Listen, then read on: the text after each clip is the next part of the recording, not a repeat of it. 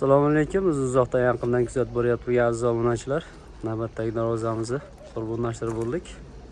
Darvozamizni Toshkent shahar Bektemir viloyatiga olib kelib o'rnashtirdik. Maqsud akamning xonadonlariga akamiz YouTube kanalimizda a'zosi ekan.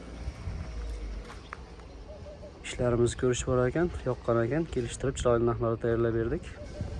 Darvozamiz sizlarga bir qator materiallarni tanishtirib o'tamiz. Darvozamizda listlari 1.8 pilisoy qora qalin listda bo'ldi. Rama profillarimiz 6 ga 4lik, 3 etaji 1.7 stena qalinlikda bo'ldi. Tepalari 8 ga 4, pastlari 8 ga 5lik shivillar, ikkala cheti 8 ga 8, 2.5 stena qalinlikda bo'lgan. Zamoklarimiz o'sha har doimdek zubur zamok taxsisida qo'yib berganmiz. Kraskamiz o'sha mikrospaldan tanlangan.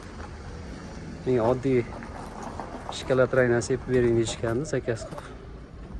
O'sha eski sepiladigan kraskalardan sepib berdik, chiroyli qilib. Orqa holatlarini ham ko'rsatib o'tamiz.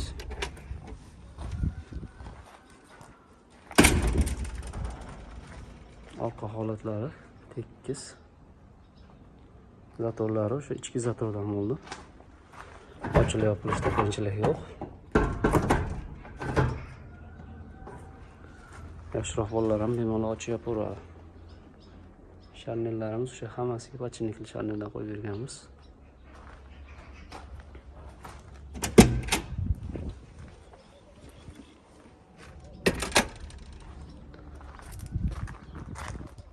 Darvozamizni razmeri eniga 370, balandligiga 295 razmerda bo'ldi. 1 kvadratni 950 ming so'mdan dastavkalar bilan olib kelib o'rnashtirib berdik.